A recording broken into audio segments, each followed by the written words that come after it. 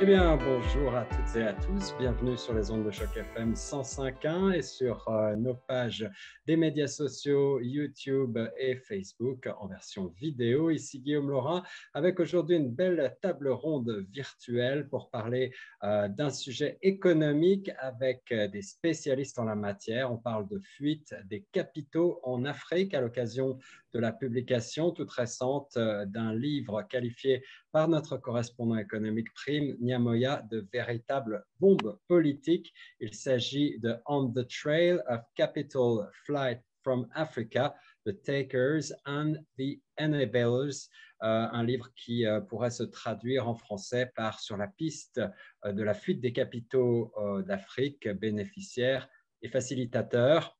Et pour aborder ce sujet qui est issu d'une très longue recherche de plus de 20 ans, des années 70 à 2018 et qui porte sur différents pays d'Afrique, eh bien, j'ai le plaisir aujourd'hui d'avoir en ma présence eh bien, notre correspondant Prime Nyamoya, économiste et ancien banquier, notamment à la BAD en Afrique et dans plusieurs pays d'Afrique, et l'auteur du livre, Léonce Ndikumanan, qui nous a fait l'honneur de sa présence. Également autour de la table virtuelle, nous avons Monsieur Athanase Karayenga, journaliste indépendant à Lyon, en France, qui va également prendre la parole, je crois, sur ce sujet ô combien sensible et chaud dans l'actualité. On en parlera aussi tout à l'heure. Et puis, pour finir, Monsieur Amadou Cissé, ancien de la Banque mondiale à Washington, qui va pouvoir nous éclairer également sur ces problématiques. Messieurs,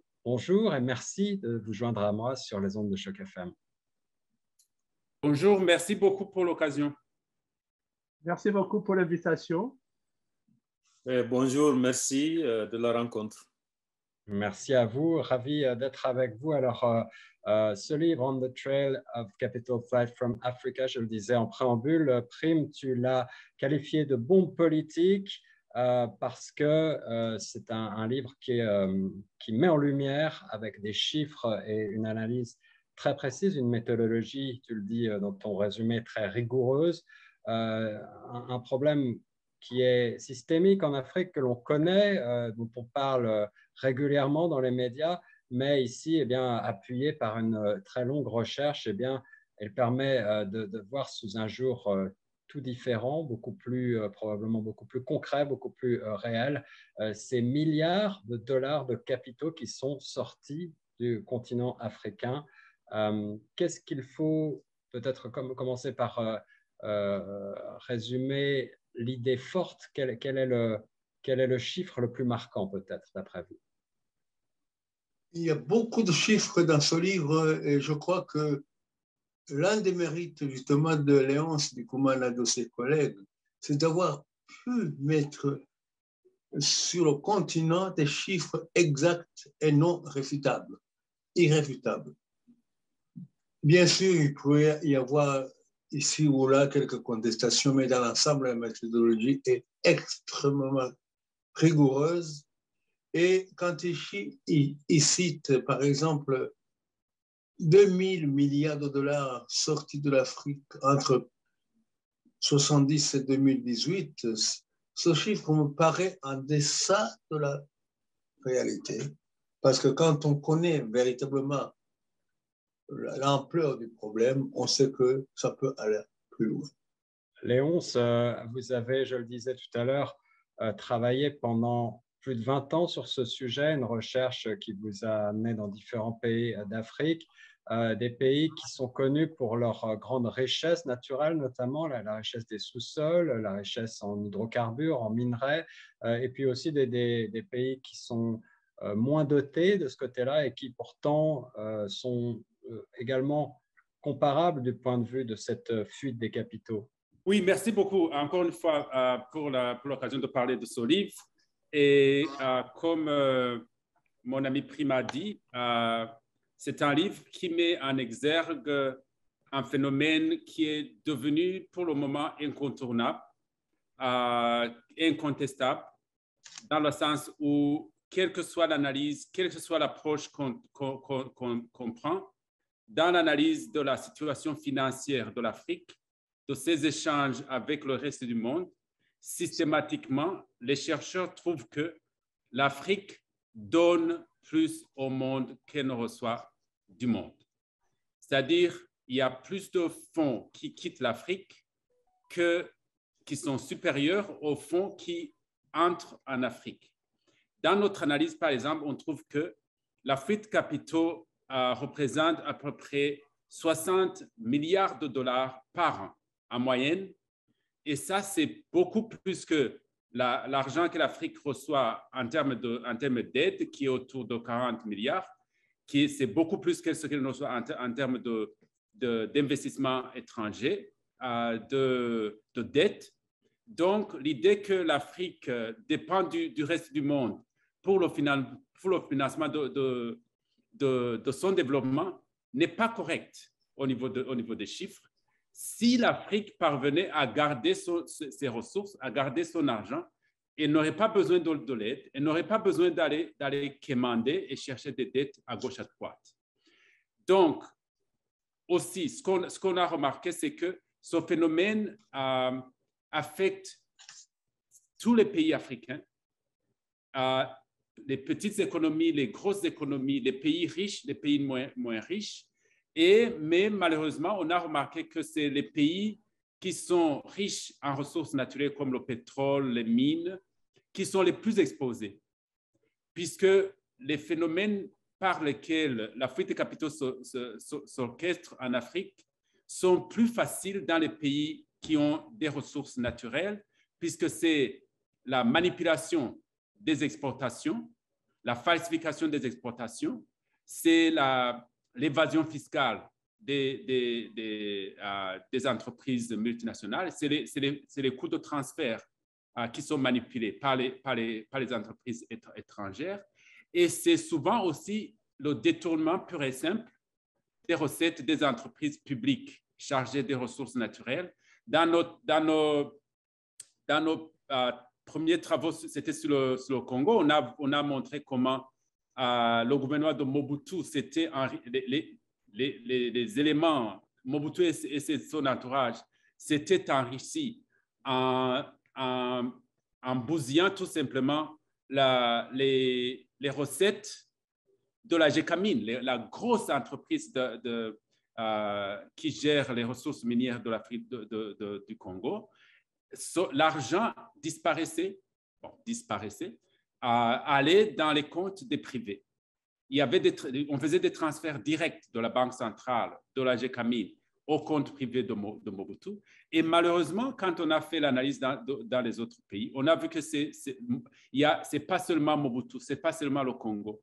Les autres pays sont exposés au même problème. Donc, en général, ce qu'on a pu établir maintenant, c'est que l'Afrique souffre d'un problème systématique de fuite des capitaux où les ressources du continent bénéficient aux élites politiques et économiques africaines, aux entreprises multinationales et pas au peuple africain. Et c'est pourquoi c'est un des facteurs importants pour lequel l'Afrique reste en arrière au niveau de tous les indicateurs de développement. La pauvreté, l'éducation, la santé. Ce n'est pas que l'Afrique n'a pas de ressources, mais c'est que ces ressources vont à l'extérieur de l'Afrique et pas en Afrique.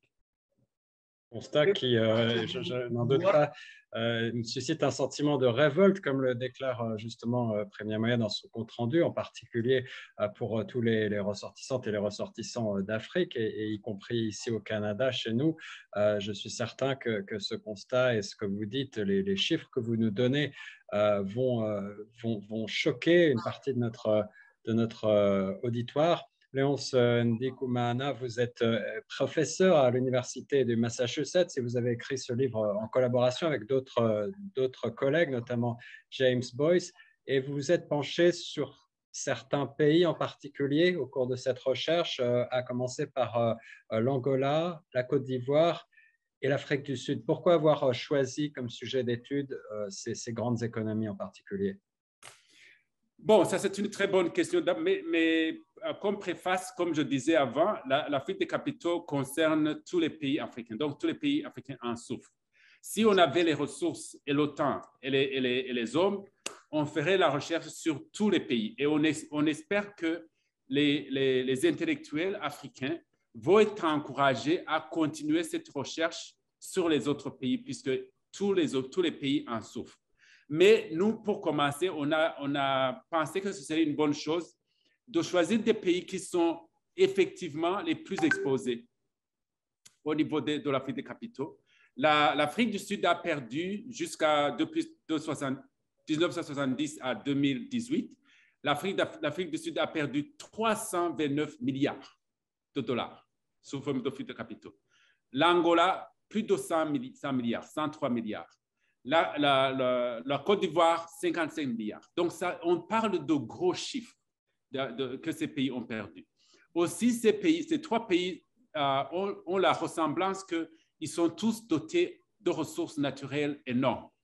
Le Congo, l'Angola avec le pétrole, la Côte d'Ivoire, le pétrole, mais aussi le coco, et l'Afrique du Sud, presque tout ce que vous voulez nommer, vous le trouvez en Afrique du Sud. Les mines, le charbon et tout ça. Okay? Et en même temps, ces trois pays aussi se ressemblent malheureusement par le fait qu'ils ont tous échoué dans la mission de tirer parti de ces ressources. L'Afrique du Sud porte le flambeau d'être le pays le plus inégal au monde. Le niveau d'inégalité, c'est le premier. Quand vous voyagez en Afrique du Sud, vous arrivez à Cape Town, vous survolez les shantytowns de Kailicha, tout ça, mais en même temps, devant vous, vous avez les belles villas du reste de Cape Town. Et l'inégalité, c'est visible. C'est qu'il y a des gens qui profitent de l'économie et d'autres qui n'en profitent pas. L'Angola, on vous dit que la ville de Luanda est très, très, très chère parce que c'est le pétrodollar qui circule là-bas. Mais malheureusement, le citoyen ordinaire angolais n'en profite pas. C'est les compagnies de pétrole, c'est les dirigeants de ces compagnies et c'est l'élite politique. La Côte d'Ivoire, dans les années 60, début 70, a émergé comme le star de l'Afrique. On pensait qu'il allait surpasser les pays comme la Corée du Sud et tout ça. Mais voilà, on est là et c'est un pays comme les autres parce qu'ils n'ont pas parvenu à tirer profit de leurs ressources. Et le cacao est contrôlé par les multinationales et l'élite nationale. Le cultivateur de coco ivoirien, il est aussi pauvre que les autres fermiers de l'Afrique. Même si le coco, c'est l'or, comme on l'appelle l'or noir, a beaucoup de valeur. Mais la valeur, ceux qui bénéficient de la valeur ajoutée sur le coco, c'est les compagnies multinationales et l'élite nationale politique. Donc, les trois pays se ressemblent dans le sens où ils ont vraiment échoué misérablement dans la mission de gérer les ressources naturelles pour le développement économique. Voilà pourquoi on a choisi les trois pays. Athanase, Amadou, Prime, vous qui êtes, de par vos fonctions et anciennes fonctions, des spécialistes des économies africaines et des finances africaines, est-ce que vous avez été surpris par les chiffres qui ont été avancés dans cette recherche de Léonce Ndikumana et ses confrères? Est-ce que l'ampleur du problème, avec des chiffres très concrets, encore une fois, plus de 2000 milliards de capitaux sortis du continent, probablement encore plus, entre 1970 et 2018. Et Léonce nous a avancé ce chiffre incroyable de 329 milliards de dollars pour la seule Afrique du Sud. Est-ce que c'est des chiffres dont vous aviez conscience ou est-ce que l'ampleur du problème est bien supérieure à ce que vous pensiez? Je voulais réagir rapidement pour dire que non, ce n'est pas surprenant. Ce n'est pas surprenant parce que l'Afrique, disons, connaît des secteurs en expansion, le secteur minier, avec des valeurs qui, disons, qui augmentent exponentiellement. Ça ne surprend pas. Et voilà pourquoi peut-être qu'il serait même mieux, un peu plus judicieux de le mettre en pourcentage du PIB de l'Afrique. Ça donnera une idée beaucoup plus précise du dégât que constitue ce phénomène. Et un autre point que je voulais apporter, c'est réagir par rapport au mot introductif de Léonce, que ce que l'Afrique donne est supérieur à ce qu'elle reçoit. Ah, voilà une phrase qui donne une idée de ce qui est l'enjeu ici. Cependant, ça a besoin de certaines précisions. Et la raison pour laquelle je fais ces observations, c'est que un travail aussi minutieux et aussi important a besoin d'être connu dans toutes ses facettes. Et cela fera justice au long travail qu'a fait Léonce, mais aussi va répondre à l'attente des Africains qui sont frustrés que leur continent a autant de choses à offrir, mais avec tant de possibilités qui lui échappent. Voilà pourquoi je voulais dire l'Afrique donne plus qu'elle ne reçoit, il faut le qualifier. Il faut le qualifier parce que l'Afrique donne volontairement plus qu'elle ne reçoit et c'est une bonne chose. L'Afrique exporte. Et voilà, ça c'est, disons, elle veut bien exporter les produits pour lesquels elle a un avantage comparatif. Ça, c'est une bonne chose. Deuxièmement, l'Afrique paye sa dette de capitaux qu'elle veut bien emprunter. Ça, c'est une bonne chose. Mais ce qui n'est pas une bonne chose, et c'est là tout le mérite de Léonce, c'est qu'il y a des capitaux qui échappent à l'Afrique involontairement et même insidieusement et même malicieusement. Et c'est ça le problème. Alors donc, voilà pourquoi je voulais préciser, la précision des mots va augmenter si l'enrichissement que nous aurons, des leçons que nous offre ce travail-là. Donc voilà une première réaction que je fais et comme on dit en Afrique, la parole est mieux dans la bouche de plusieurs. Je me tais pour le moment. Merci Amadou Cissé. Je rappelle que vous êtes un ancien de la Banque mondiale à Washington et que vous avez vous aussi travaillé notamment sur ces questions de recouvrement d'actifs évadés, je crois. C'est une problématique évidemment qui touche, je le disais, l'ensemble des Africains et y compris toutes les diasporas ici à Toronto qui me font part très souvent de ces inquiétudes et de cette consternation qui consiste effectivement à considérer à quel point l'Afrique a de richesses et à quel point, malgré tout, malheureusement, eh bien, ces capitaux fuient. Et la problématique aussi que j'ai retenue, Léonce, dans votre ouvrage, ou plutôt dans le résumé qu'en a fait Prem Nyamoya, c'est que c'est une problématique peut-être aussi beaucoup plus globale, c'est-à-dire qu'à l'échelle du continent africain, il y a une certaine opacité financière et des problèmes de corruption et probablement de fuite de capitaux, mais c'est aussi et avant tout un problème de paradis fiscaux, de fuite de capitaux hors de l'Afrique, justement, et donc un problème qui concerne finalement toute la communauté internationale, n'est-ce pas? Oui, et ça, c'est un point très, très important. Et j'aime bien applaudir le commentaire de mon ami Amadou que l'Afrique donne bénévolement et paie bénévolement ce qu'elle doit, elle paie ses dettes, comme chacun doit payer ses dettes. Mais ce qui n'est pas acceptable, c'est qu'elle se trouve dérobée de ses ressources contre son gré. OK? Maintenant, pour revenir à la question que vous posez, c'est que la fuite des capitaux est un phénomène, comme on le dit dans le livre, c'est un phénomène global.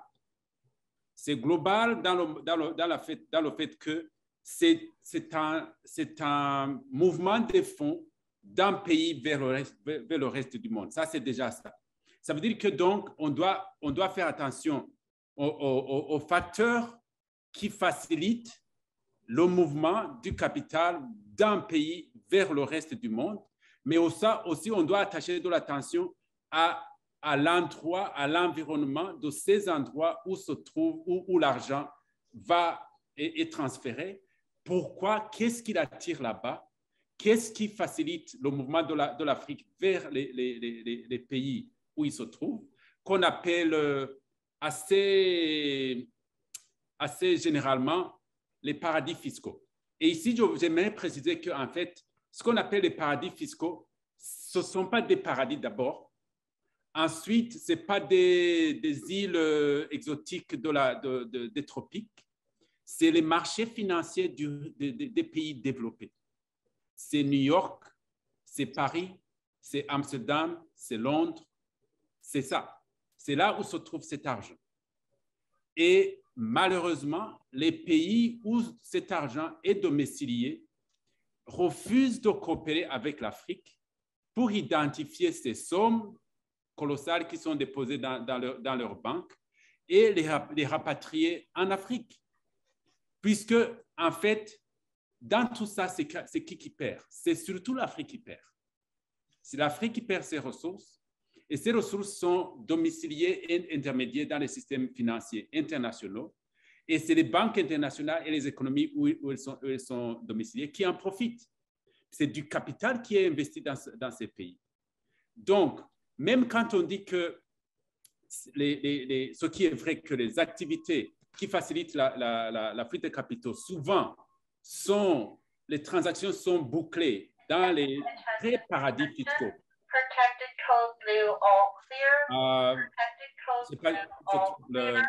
Il y a une... OK, voilà. On dit qu'il y a des activités qui sont bouclées dans les vrais paradis fiscaux où il n'y a pas de transparence du tout au niveau des opérations, comme les Cayman Islands et tout ça. Là, en réalité, c'est que le capital lui-même ne reste pas en Cayman Islands.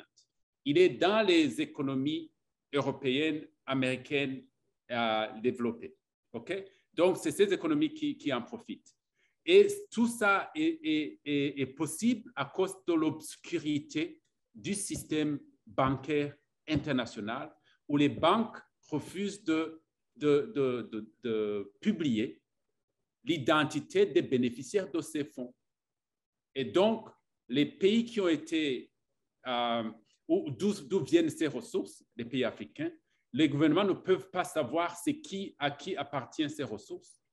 Et ce qui veut dire que la responsabilité, évidemment, premièrement, est sur le fardeau, sur le dos de ceux qui font les détournements, ceux qui font l'évasion fiscale, les compagnies et les individus, mais aussi la responsabilité est partagée avec les banques et les pays où se trouve ce capital, où est enfoui ce capital, puisque c'est leur collusion avec les voleurs qui facilite la fuite de capitaux. C'est pourquoi dans ce livre, on a insisté sur la distinction entre les fauteurs de troubles, les voleurs de l'Afrique, les bénéficiaires de la fuite de capitaux, et ceux qui facilitent la fuite de capitaux, c'est-à-dire les banques, les comptables, les avocats qui protègent ces gens, qui facilitent la création d'entreprises bidons, qui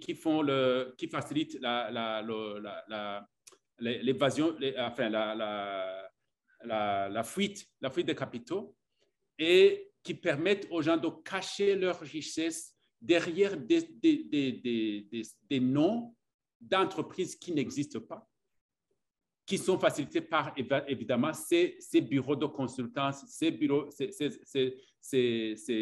avocats et ces bureaux d'audit dans cette entreprise. Donc, ça veut dire que pour résoudre le problème de fuite de capitaux en Afrique, il faut une solution globale qui implique la transparence des transactions financières et commerciales au niveau global pour que l'Afrique puisse savoir où va l'argent qui quitte l'Afrique, où vont les produits qui sont achetés en Afrique, puisque c'est un des aspects de la fuite de capitaux qu'on observe, c'est la manipulation des transactions commerciales. Et puisque le système international n'est pas suffisamment transparent, les pays africains ne peuvent pas savoir exactement combien le prix de leurs produits au marché international. Ce qui fait que, et ce qui explique que le paysan, le fermier ivoirien, il cultive le coco, mais il reçoit des miettes en termes de la valeur du coco au niveau international, puisqu'il n'y a pas de transparence. Donc, quand le fermier ivoirien vend du coco et qu'il ne peut pas savoir c'est combien le prix final de ce coco, il ne peut pas fixer le prix à l'origine. Et c'est ça le problème. Donc, la transparence au niveau du système financier, la transparence au niveau du système commercial. Et ensuite, pour que ceci soit possible, c'est que les pays africains, finalement, aient une place sur la table au niveau des négociations internationales sur le commerce et les finances et la taxation. Vous savez que ces domaines sont tellement cruciaux que les pays développés ont décidé de monopoliser ça. Et les débats et les décisions, malheureusement, se font au niveau des clubs. Les clubs de 7, les clubs de 20 et tout ça. Et l'Afrique n'est pas invitée là-dedans. Alors que c'est elle qui paie les frais. Donc, la transparence, mais aussi donner à l'Afrique une place autour de la table des négociations sur les questions critiques comme la taxation, le commerce et les finances. Merci. Voilà un problème global donc avec ces facilitateurs, comme vous les appelez, qui bénéficient également de l'évasion de capitaux d'Afrique et qui font tout, je pense, pour ne pas rendre le système plus clair. Des facilitateurs qui se trouvent partout dans le monde, en Afrique comme dans les pays développés, et vous l'avez dit, et je crois qu'en la matière, le Canada ne fait pas exception à la règle, malheureusement, et n'est même pas en très bonne position. Athanas Karayenga, on ne vous a pas encore entendu sur la question. Vous êtes journaliste indépendant, vous vous trouvez à Lyon. Je crois que vous suivez de près, vous aussi, ces questions-là. Est-ce que vous partagez les analyses de Léonce, notamment ces pistes de réflexion quant à des solutions pour régler en partie, en tout cas, ces problèmes de fuite de capitaux d'Afrique? Oui, bien sûr, je partage, non seulement je partage, mais je m'incline de respect parce que le sujet que Léo Sédikouman a soulevé est un sujet extrêmement important, extrêmement grave et méconnu aussi, même dans les milieux les plus informés, dans les médias africains notamment, ou dans les milieux politiques.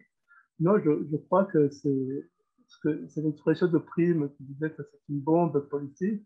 C'est une bombe dans tous les sens, parce que si moi je traduisais en français, en tout cas, le titre de fuite des capitaux, je n'utiliserais pas le mot fuite, je dirais droit au but, comme Léonce peut s'en douter, je dirais du pillage. C'est un pillage en règle de l'Afrique.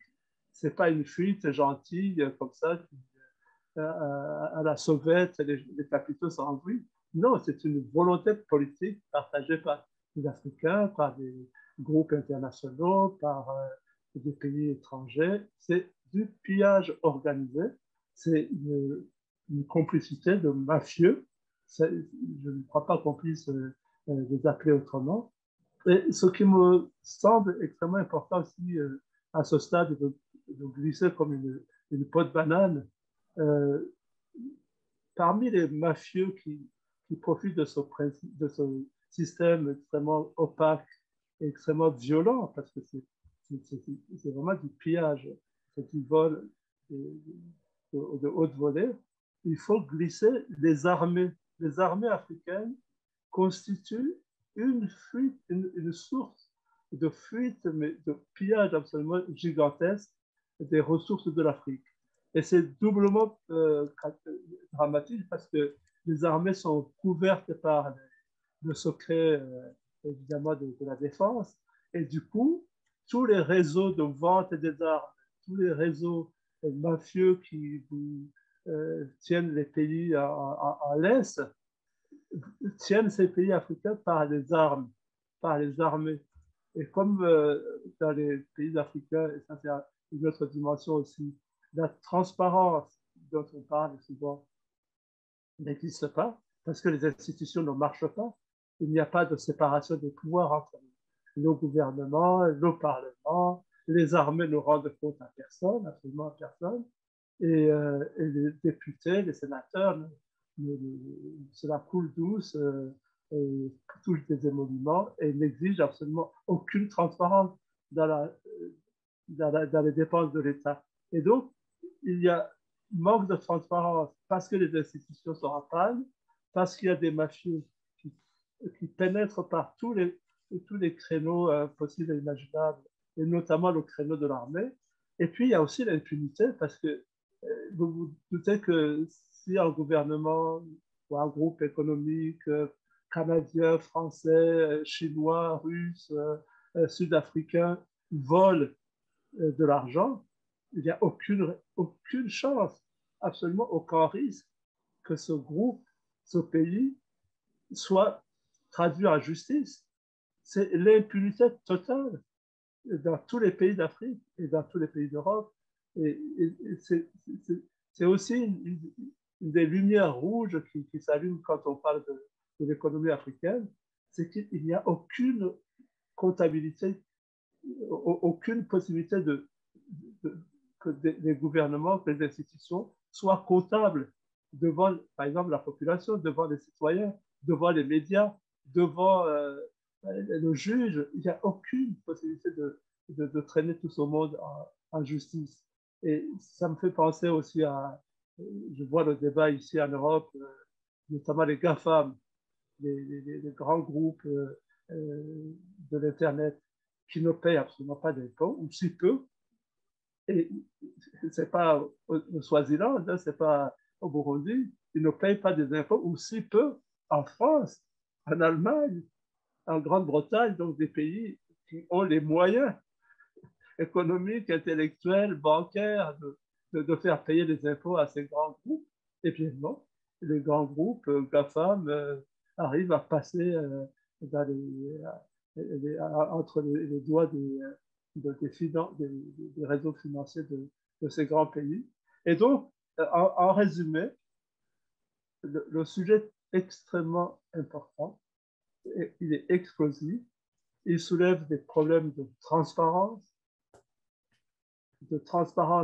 politique, parce qu'il ne faut pas s'imaginer que s'il y a des complices, plutôt s'il y a des corrupteurs, il y a des corrompus, et les corrompus sont souvent nos amis africains, nous les Africains. Nous ne sommes absolument pas à plaindre dans le sens où nous ne sommes pas victimes, nous les Africains, dans cette histoire. Nous sommes co-auteurs de grands crimes économiques. Je dis nous, en sachant évidemment que le fermier ivoirien qui cultive le cacao n'y est pour rien, et le fermier burundais qui cultive le café non plus. Mais en général, ces gouvernements africains sont issus de nos peuples africains, sont issus des politiques africaines, sont issus des partis politiques africains, sont issus des armées africaines. Donc, on ne peut plus prendre le prétexte de dire c'est des pays dominés, colonisés, n'importe. Non, les Africains sont absolument comptables et responsables de ce fiasco gigantesque, de ce pillage des capitaux africains. Et malheureusement, encore une fois, je vais terminer là-dessus, dans l'impunité la plus totale. Un problème très, très complexe, en effet. Merci pour cette analyse, Athanase Karayenga. Alors, pour préciser, les Africains responsables, pour ce qui est de leurs élites ou d'une toute petite partie, en tout cas, dirigeante, qui a tendance, effectivement, à travers un vaste système international, à faire fuir ces capitaux d'Afrique. Il est bien entendu que les Africains dans leurs ensembles ne bénéficient pas des retombées économiques qui devraient être celles de leurs pays respectifs, de grandes richesses qui leur échappent. Et c'est aussi ça le gros problème, c'est le manque de réinvestissement et cette fuite donc, des capitaux à l'étranger et le fait que ces capitaux ne bénéficient pas malheureusement à la population, mais à une toute petite partie, finalement un pourcentage infime de la population. Prem Nyamoya, devant ce constat un petit peu déprimant par certains aspects qu'on nous a dressés, tu conclus en envoyant un message peut-être plein de révolte, mais aussi plein d'espoir, en appelant les peuples africains à se mobiliser pour lutter ensemble contre la corruption des élites, justement, politiques, qui nous appauvrissent. C'est ta phrase. Comment est-ce qu'on peut s'y prendre? Quel message envoies-tu à toutes les diasporas africaines de par le monde et ici chez nous à Toronto en particulier? Et le mérite justement de ce livre, c'est de pouvoir ouvrir les yeux à la jeunesse africaine. Parce que ceux qui sont proches du pouvoir savent déjà ce qui est écrit dans le livre. Moi, personnellement, je sais que ces choses-là se passaient quand je dirigeais une banque dans mon pays. Mais c'était toujours sous le sceau du secret. Mais le grand public ne sait pas. Alors, le grand mérite, justement, c'est que le livre de Léonce va mettre les points sur les i. C'est un peu comme le personnage d'Albert Camus, l'homme révolté. Il y a de quoi se révolter devant ce pillage à grande échelle. 2000 milliards, 329 milliards de dollars sortis de l'Afrique du Sud.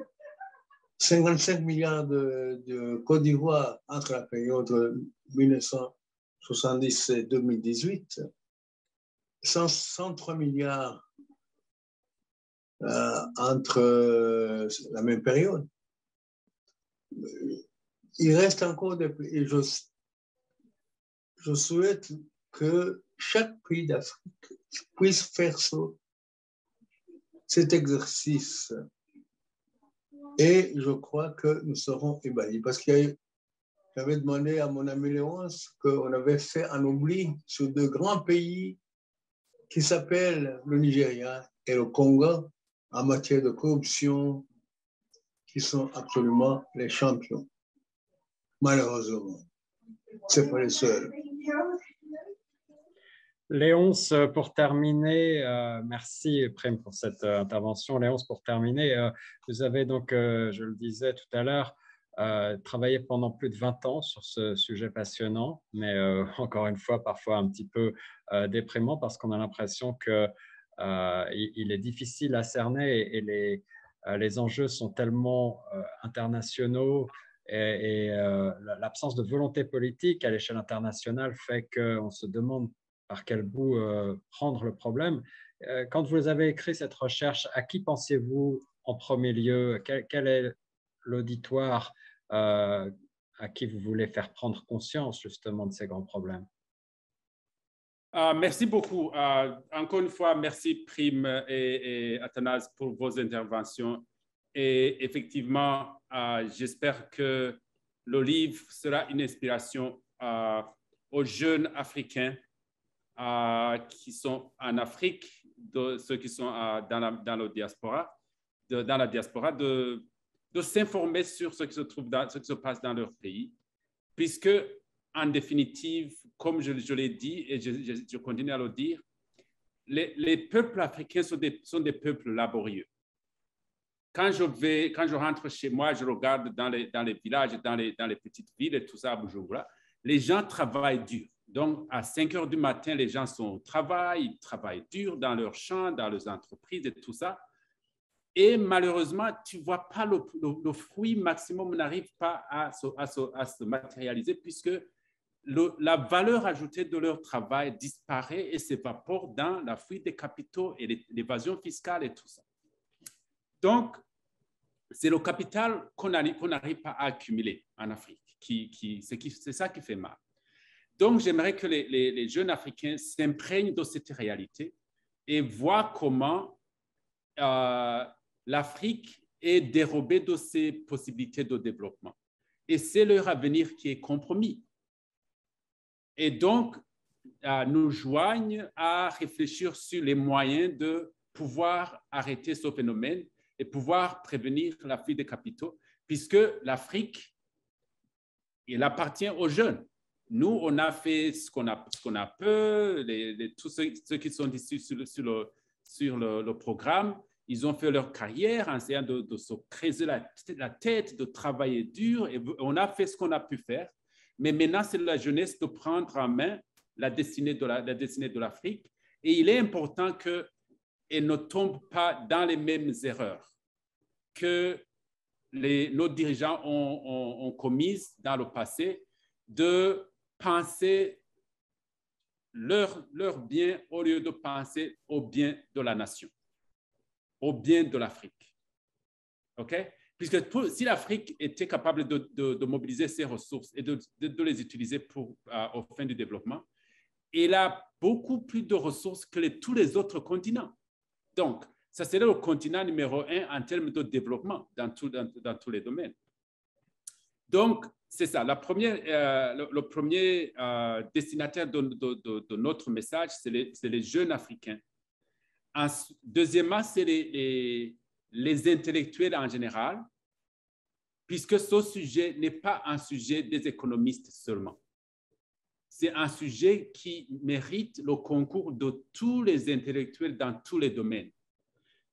Les gens de la science politique, les historiens, les gens de la science politique, les historiens, les ingénieurs qui doivent nous aider à savoir comment bien gérer nos ressources minières et nos ressources naturelles, les gens des médias, ils doivent être là à éduquer le peuple.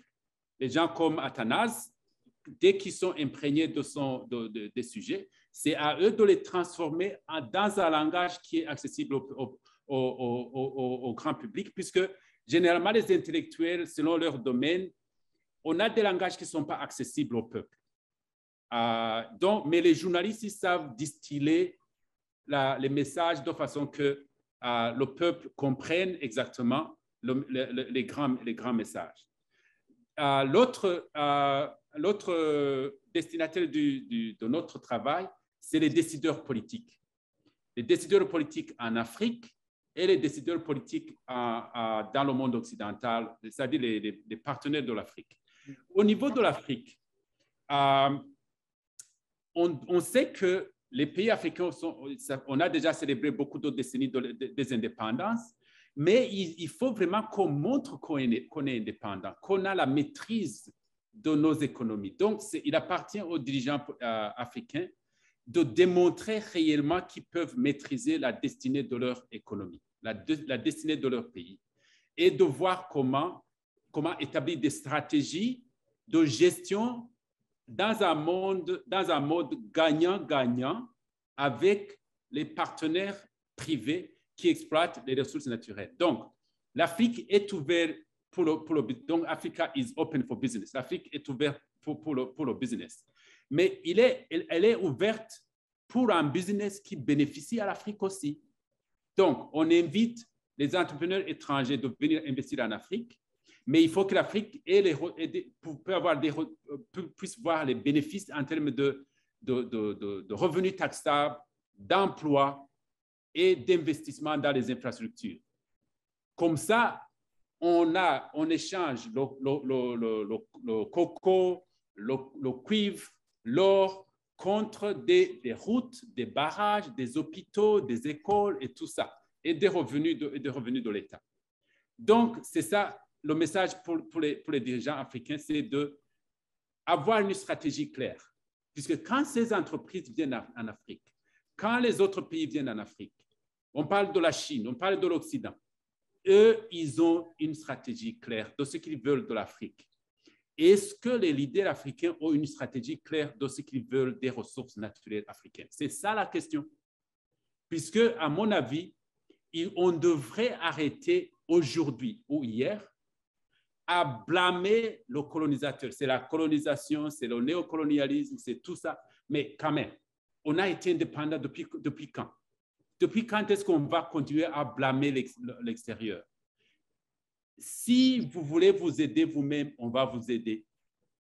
Si vous voulez, comme chez nous on dit, si vous voulez détruire votre maison, on vous prête les outils pour détruire ça. Donc, l'Afrique aussi, les dirigeants africains ont aussi une responsabilité à faire en sorte qu'on arrête ce pillage. J'aime bien le terme utilisé par Athanas, qui est le pillage organisé systématique des ressources naturelles. Et l'Afrique, les dirigeants africains doivent dire non. On en a assez. Maintenant, c'est à l'Afrique de bénéficier de ces ressources.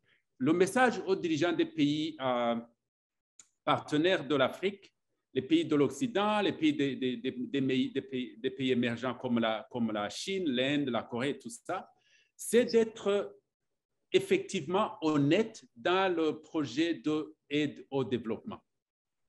C'est-à-dire aider l'Afrique à s'aider elle-même. Une aide, c'est ça ce que je dis toujours dans mes cours de développement, une bonne aide doit finir. Un pays qui a bien utilisé son aide doit éventuellement émerger de la dépendance de l'aide. Le fait que l'Afrique doit demander de l'aide, doit dépendre de l'aide pendant 5 décennies après l'indépendance, c'est que l'aide n'a pas été efficace. Et la responsabilité est partagée entre les bailleurs de fonds et l'Afrique. Donc, chaque bailleur de fonds, chaque partenaire de l'Afrique qui va dans un pays, qui va dans un secteur, doit se poser la question, comment est-ce que je dois me rendre, je dois me rendre redundant, c'est-à-dire comment est-ce que je dois devenir pas nécessaire.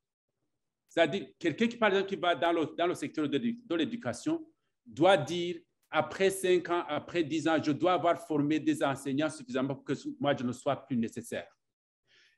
Un bailleur de fonds qui va appuyer l'Afrique dans l'industrialisation, dans le développement du secteur café, doit dire, d'ici 5 ans, 10 ans, il faudrait que je ne sois plus nécessaire.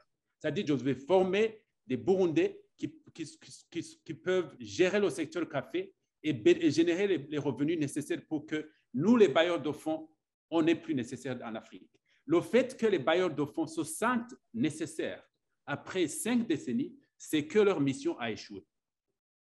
C'est ça mon message aux dirigeants des pays développés. Léonce Ndikumana, auteur et éditeur de On the Trail of Capital Flight from Africa. Je crois que le livre est en passe d'être traduit également en français, n'est-ce pas, monsieur? Oui. Alors, merci beaucoup à tous de votre analyse, de votre présence sur les ondes de Choc FM 105.1. C'était passionnant. J'espère qu'on a donné à nos auditeurs des pistes de réflexion intéressantes sur cette question ô combien épineuse de la fuite des capitaux en provenance d'Afrique, sur les pistes de la fuite des capitaux, ou alors on pourrait dire effectivement qualifier de grand pillage, de grand hold-up, ce phénomène économique qui est donc extrêmement bien décrit avec chiffres à l'appui dans cette très belle étude entre le 1970 et 2018. Messieurs, merci d'avoir été avec nous. Est-ce que vous avez un mot de la fin pour nos auditeurs? C'est juste un mot de remerciement pour leur attention et aussi en leur invitant, en invitant à chacun d'acquérir leur livre et de le lire. Et pour nos collègues francophones, on leur promet qu'on est en train de travailler sur la version française. Merci beaucoup. Il y a mes amis Prime et Athanas qui ne me laissent pas dormir. Ils me demandent toujours la version française. Oui. Moi, j'aurais une petite requête à formuler auprès de Léonce Ndikumana, c'est d'abandonner le mot d'élite, le bannir complètement, parce que les élites africaines sont souvent, je vais être peut-être très violent, mais c'est des voleurs, c'est des gens qui n'ont aucune vertu morale qui les qualifieraient comme élite.